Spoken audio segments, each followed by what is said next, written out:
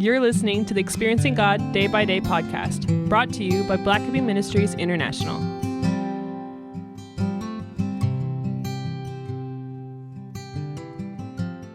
August 28th, Open Doors and Adversaries. 1 Corinthians 16, verse 9.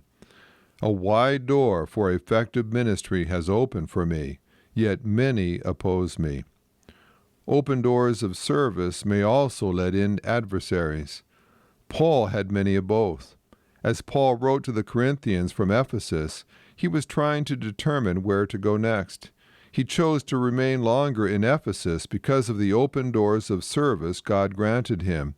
Knowing that God had opened the doors of ministry, Paul was not going to leave, regardless of how many enemies he faced. We might assume that Paul would reach the opposite conclusion. In light of the opposition he faced, he could have concluded that it was best to serve in less hostile regions. Instead, Paul based his decision on God's activity rather than on what people were doing. As you respond to God's invitations, don't be caught by surprise when adversaries try to thwart what you are doing. If you concentrate on your opponents, you will be sidetracked from God's activity. Don't base your decisions on what people are doing. They cannot prevent you from carrying out God's will. Romans 8, verse 31.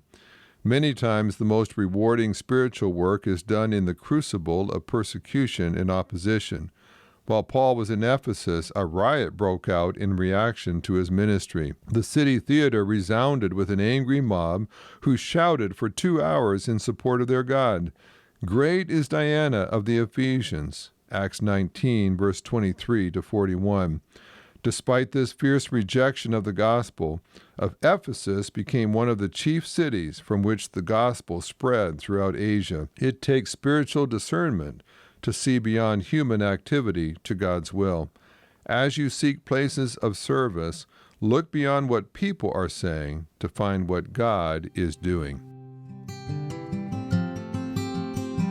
This podcast is based on the book Experiencing God Day by Day by Henry and Richard Blackaby, published by B&H Publishing Group, music by Mark Brown.